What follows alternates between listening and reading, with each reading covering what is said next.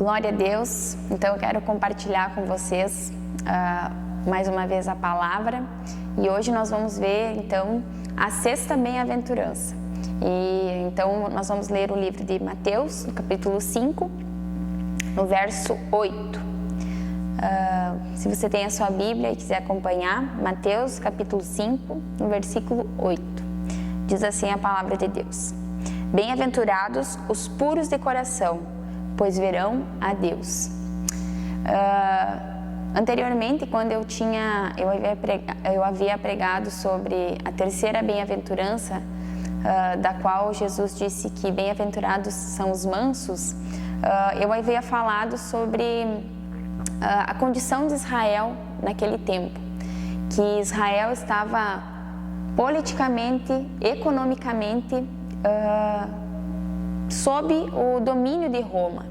Então, quem dominava a nação de Israel, política e economicamente, era Roma. Mas também Israel estava sendo oprimida também pelo um grupo chamado dos fariseus, que nós conhecemos, já ouvimos falar, enfim. E era um grupo que dominava Israel espiritualmente. Então, eles viviam sob um domínio rígido de ritos, de regras, quase impossíveis de se exercer, de se viver.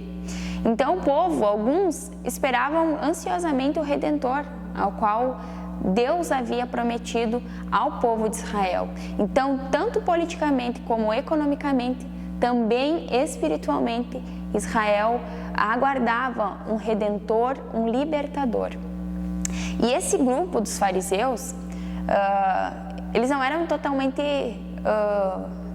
ruins.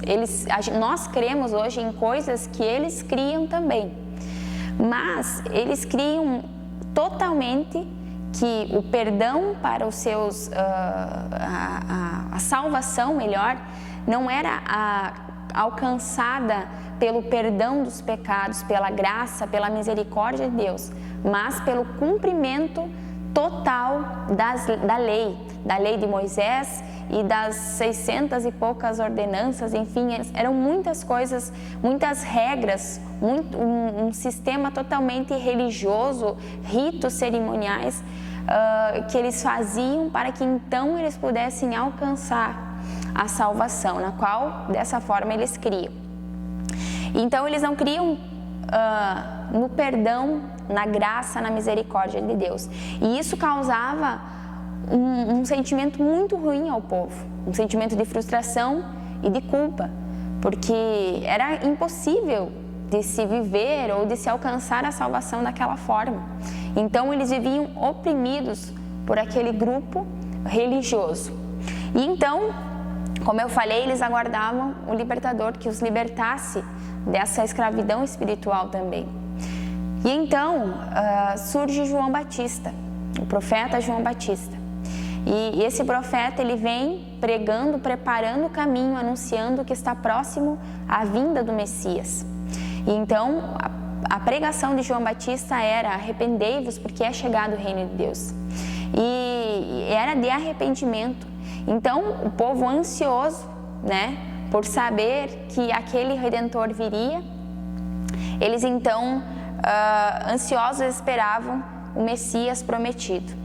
E aquela hora, aquele momento era a hora então de preparar o coração, era o momento chegado então de preparar o coração para o arrependimento, era o momento certo para que realmente então eles entendessem como era verdadeiramente obtida então a salvação, de uma forma que não causasse culpa e nem frustração, de uma forma onde eles criam que realmente esse Messias viria e traria a libertação espiritual para a vida deles.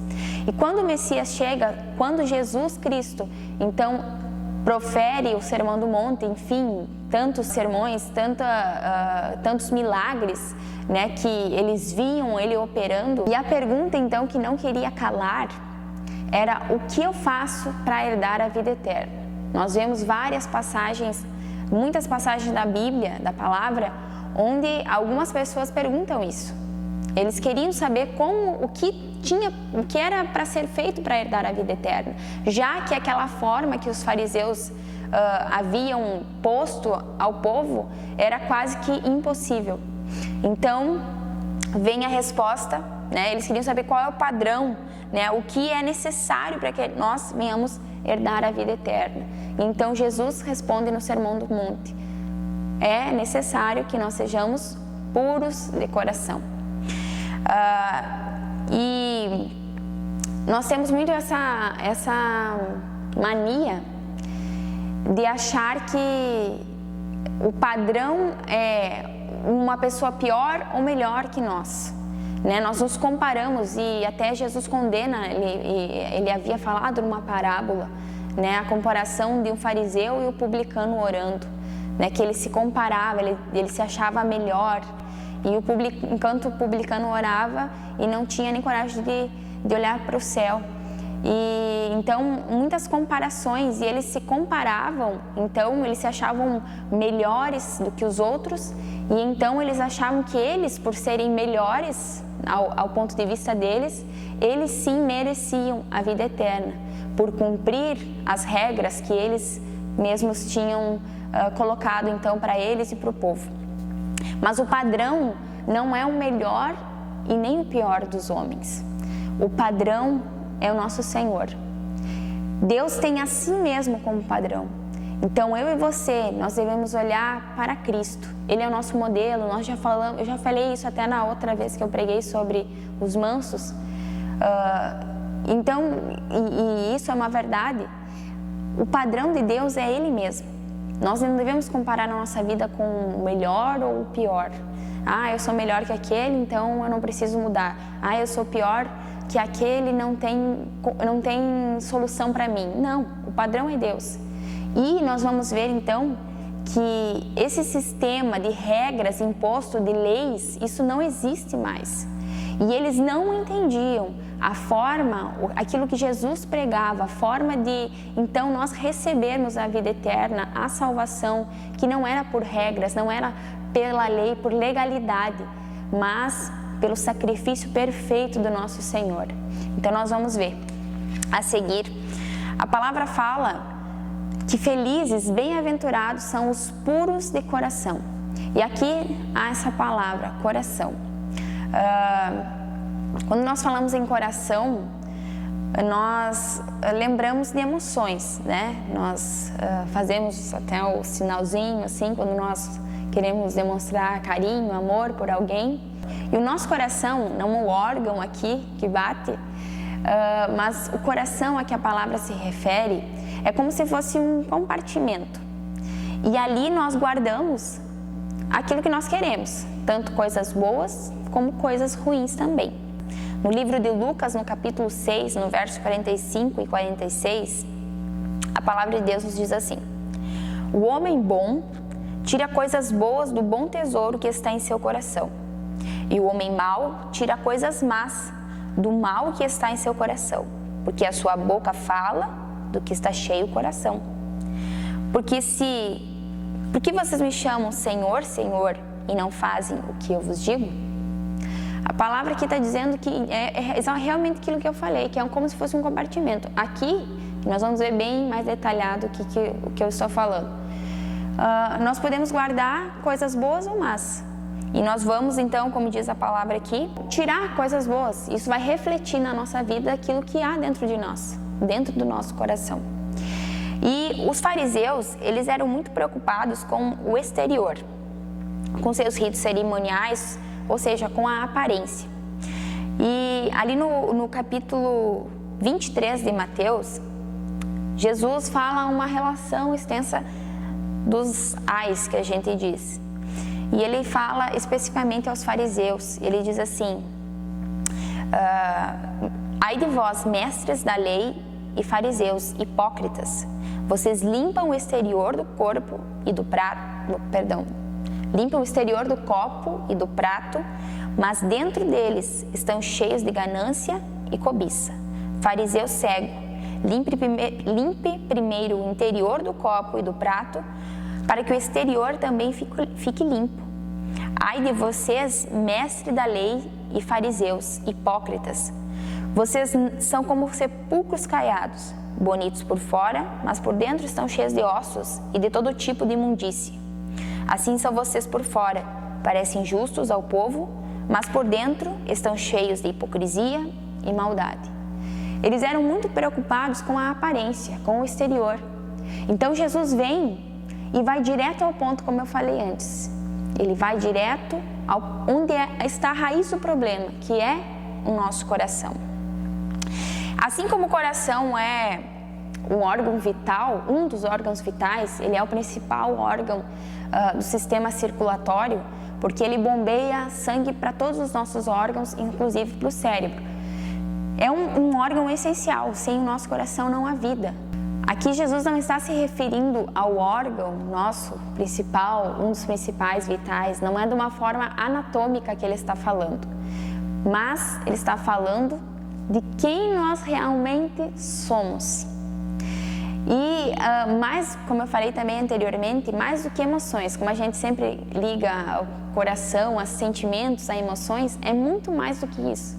Jesus, ele está falando do nosso homem interior.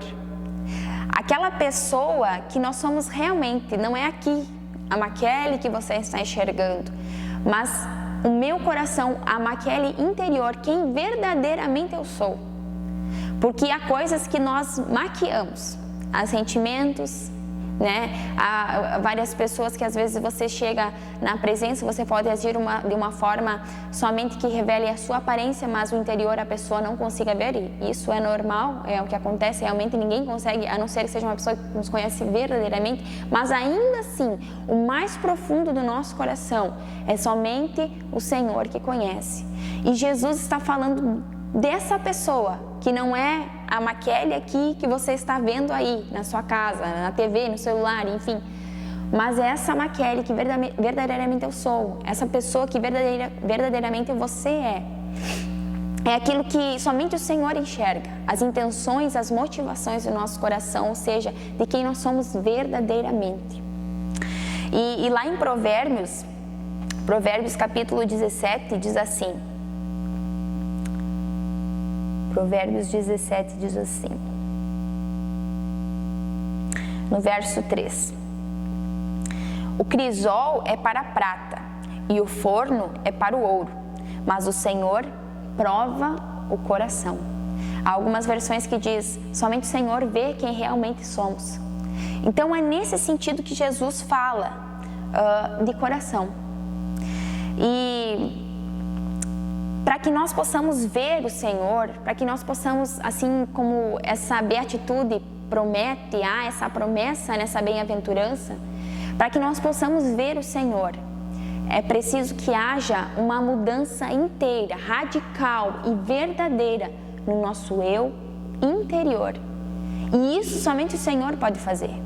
Somente Ele pode purificar totalmente e inteiramente a nossa vida, o nosso eu interior, porque nós podemos fazer todo tipo de ritual, como os fariseus faziam, nós podemos mudar a aparência, mas lá no fundo, o nosso eu verdadeiro, os nossos pensamentos, as nossas motivações, somente o Senhor pode mudar. E quando as coisas elas são mudadas somente no exterior, elas não permanecem, porque a mudança verdadeira ela acontece de dentro para fora. Então aquilo, quando é verdadeiro, automaticamente vai se manifestar exteriormente e principalmente vai permanecer. Essa mudança vai ser, não é da noite para o dia, do dia para a noite, você me confunde, mas é algo progressivo. Vai acontecendo, cada dia você vai mudando, você vai melhorando, você vai abandonando certas coisas, você vai adquirindo certas virtudes que antes você não tinha. Então é dessa forma que acontece. Mas para que haja uma mudança real, verdadeira, tem que começar de dentro para fora.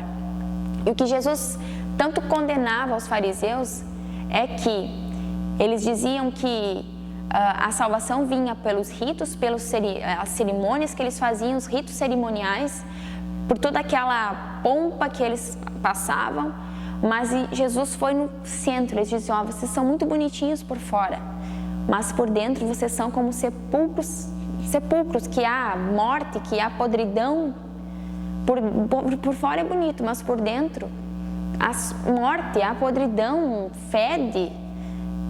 Ele não aceitava aquilo, porque aquilo não era verdadeiro.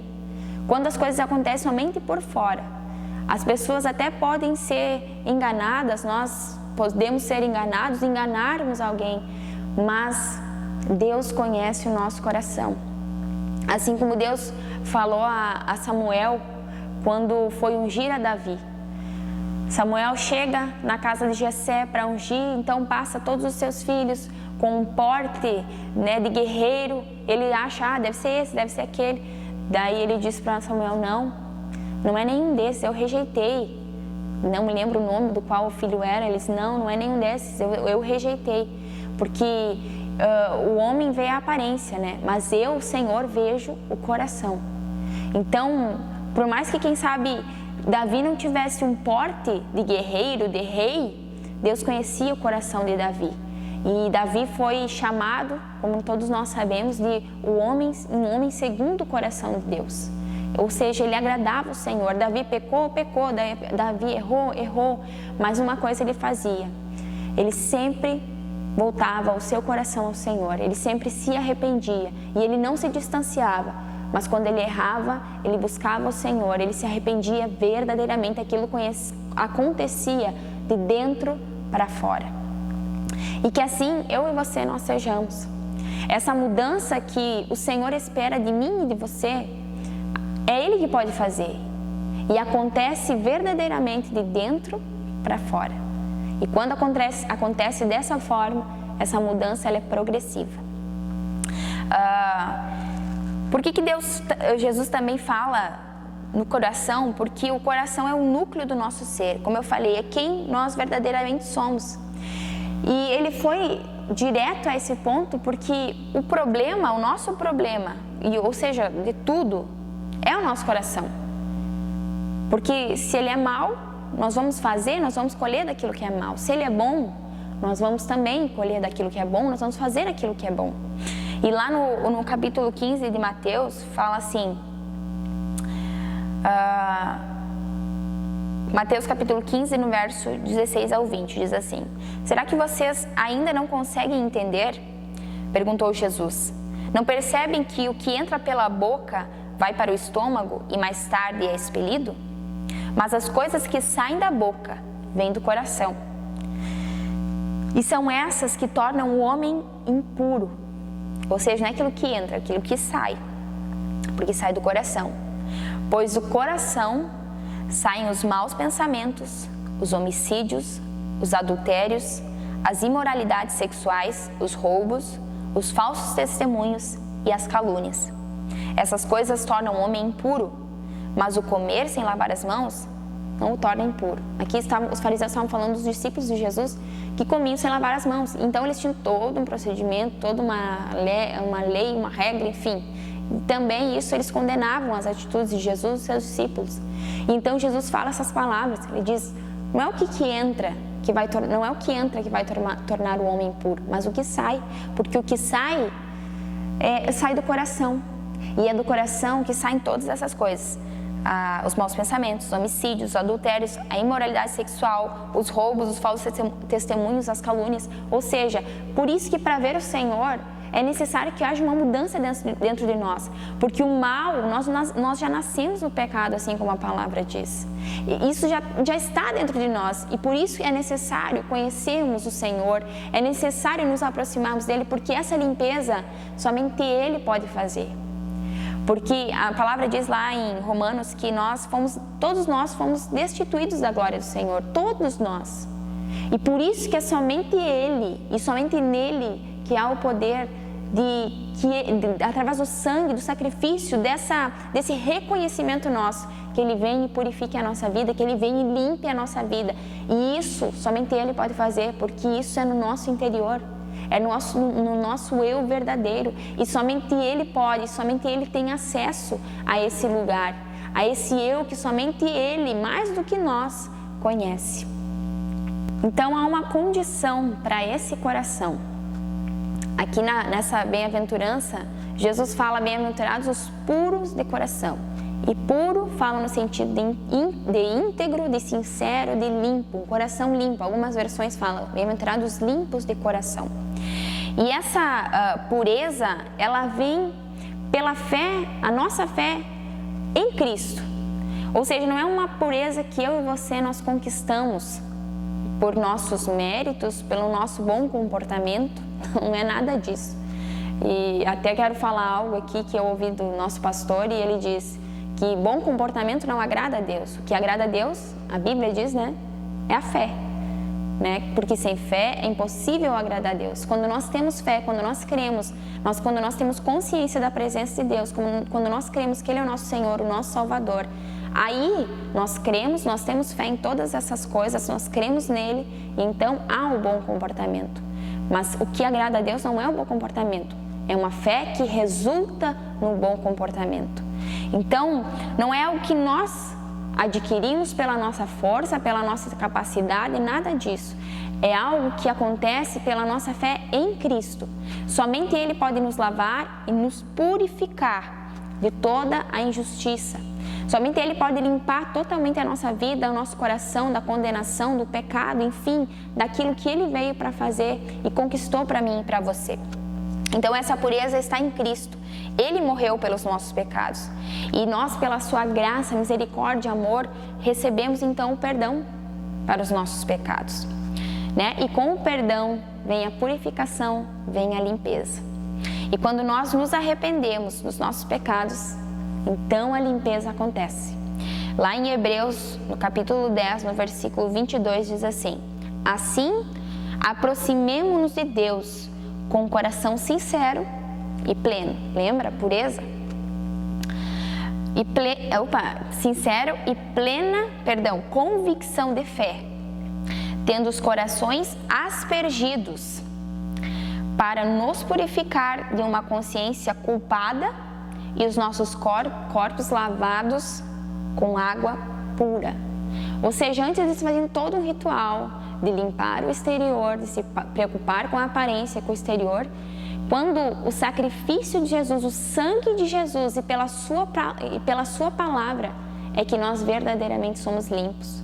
É quando nós cremos no sacrifício perfeito, único e perfeito, suficiente dele para a nossa vida, é que nós somos limpos, nós somos purificados. E é claro, pelo contato diário, constante com a palavra. É ela que nos limpa, é o contato, a intimidade, a comunhão com o Senhor, com a sua palavra, que nos limpa. A palavra de Deus diz que a palavra é como se nós olhássemos no espelho. Em Tiago diz isso, que nós olhamos no espelho, eu me olho, eu vejo que tá desalinhado, eu vou lá e arrumo. Mas se eu saio e não me olho mais, eu não vou ver o que está desalinhado, o que está errado na minha aparência. E a palavra é a mesma forma. Quando nós olhamos, nós lemos a palavra, nós vemos o que está dentro de nós, nós vemos o que está desalinhado dentro de nós. Então nós começamos, com a graça de Deus, com a ajuda do Espírito Santo, a alinhar as coisas, né? E é Ele que alinha, é Ele que limpa, que purifica. Mas é aqui que nós vamos ter o contato e vamos ter a consciência daquilo que está errado, desalinhado, né? Com relação à palavra. Então essa pureza, ela só vem por Cristo. Ela só vem na nossa fé em Cristo. Ela só é concedida por Cristo. Nada pela nossa força, nada por nosso merecimento. É somente crendo no sacrifício perfeito, é somente sendo lavado e remido. Isso acontece no novo nascimento. Isso acontece quando nós rendemos as nossas vidas aos pés de Jesus e permanecemos, né, com a nossa vida rendida ao Senhor. E então, há uma promessa. Os puros, os limpos de coração, verão a Deus. Antigamente, no Antigo Testamento, há relatos de alguns homens que viram parte da glória de Deus. Só que ver a Deus era algo mortal, era algo fatal. Isaías, ele relata: ai de mim, os meus olhos viram a Deus. E então ele fica apavorado, porque a glória de Deus é algo muito grandioso. Eles sabiam que se eles vissem, eles seriam consumidos, eles seriam mortos. E aqui fala no sentido figurado. Até então, fala no sentido de conhecermos a Deus, de termos comunhão, assim como eu falei anteriormente. Termos comunhão, de conhecermos a Deus, de termos consciência da presença dEle. Somente um coração limpo, somente um coração purificado pelo Senhor pode enxergar Deus em todas as coisas. E é por isso que eu cantei essa canção. E essa canção que eu cantei no louvor fala: eu te vejo em tudo. Então, somente quando nós somos limpos, puros de coração, é que nós conseguimos ver a Deus, conseguimos ter relacionamento com Deus aqui nessa terra. Nós conseguimos andar em temor a Deus aqui nessa terra. E é óbvio que isso também fala de algo literal. Jesus também fala nesse sentido. Lá em 1 João, no capítulo 3, fala assim: amados, agora somos filhos de Deus, e ainda não se manifestou o que havemos de ser, mas sabemos que quando Ele se manifestar, seremos semelhantes a Ele, pois o veremos como Ele é. Todo aquele que nele tem essa esperança purifica-se a si mesmo, assim como Ele é puro. Um dia, sim, nós veremos o Senhor, literalmente. Nós nos encontraremos e veremos Ele face a face. Mas Jesus também está falando que enquanto não chega esse dia, nós vivemos com essa consciência da presença dEle, de vermos o Senhor em tudo. E por isso que isso fala do nosso ser, do nosso eu verdadeiro, porque te relaciona ao nosso caráter. Somente um caráter conforme o caráter de Deus, de Cristo, é que nós conseguimos vê-lo em todas as coisas, em todas as situações. Quando o nosso coração está sujo, quando nós estamos contaminados pelo pecado, enfim, pelo sistema, por tantas coisas erradas, nós não conseguimos entender, nós não conseguimos ver Deus nas coisas, nós questionamos a Deus.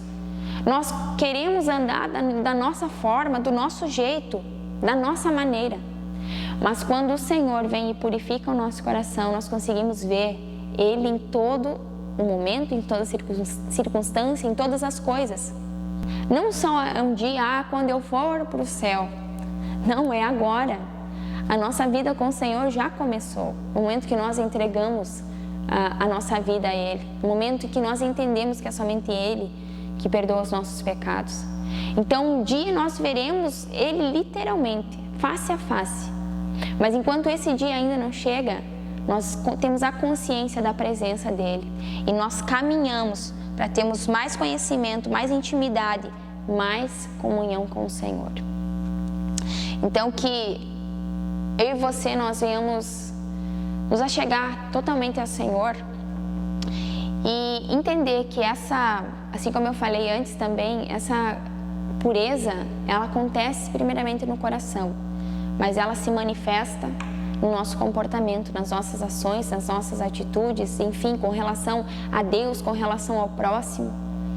Isso vai se manifestar. Se isso aconteceu dentro de nós, virá para fora e vai permanecer. A verdadeira pureza é fruto do sacrifício de Cristo. Que eu e você sejamos limpos segundo o Evangelho e não segundo a religião. Ou seja, que isso aconteça verdadeiramente dentro de nós. Que os nossos olhos espirituais se abram, que nós possamos enxergar o Senhor. E por isso que eu falei, a visão espiritual, ela depende de como está o nosso caráter. Se está alinhado à palavra, se está alinhado àquilo que nós temos aprendido de Cristo. Aí é que nós vamos ver se conseguimos ou não enxergar a Deus, aqui nessa vida mesmo, de uma forma figurativa, com relação, como eu falei, em conhecer, em ter comunhão, em ter intimidade com o Senhor. É aí que vai se revelar. Quanto mais o nosso caráter é forjado, mais nós vemos Deus. Mais o nosso coração sente, mais temor nós temos ao Senhor. E para concluir, eu só quero ler lá no livro de Tiago, no capítulo 4, no verso 8 ao 10, diz assim: aproximem-se de Deus, e Ele se aproximará de vocês.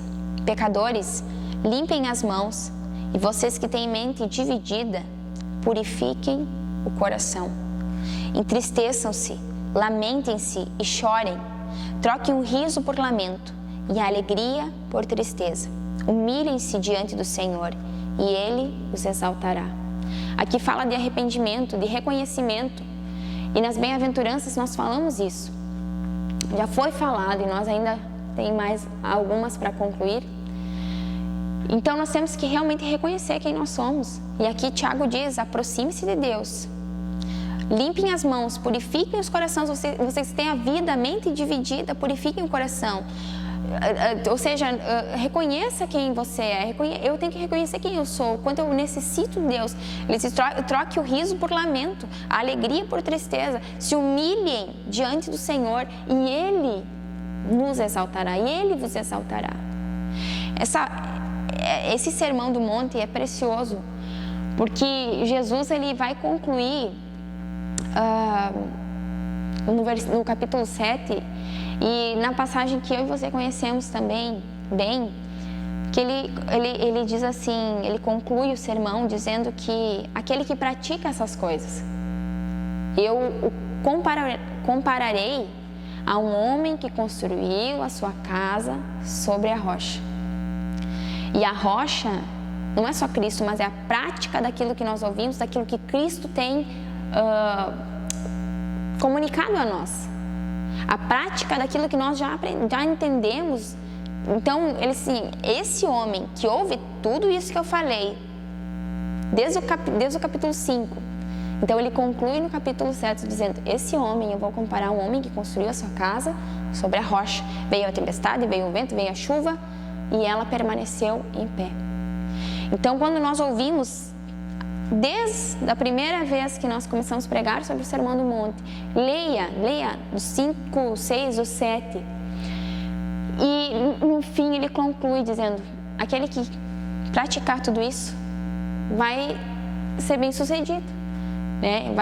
Pode vir qualquer situação difícil, qualquer provação, problema, mas ele vai permanecer firme, porque ele tem praticado, ele tem ouvido e tem praticado. Então, que nós possamos nos achegar a Deus, nós nos humilharmos, nós nos arrependemos, nós trocarmos. Deus disse que Ele ia trocar o nosso coração, nós deixamos Deus operar isso em mim e em você. Ele disse: eu tirarei esse coração de pedra, colocarei um coração de carne. Um coração que é maleável, um coração que não é duro, um coração que não é resistente.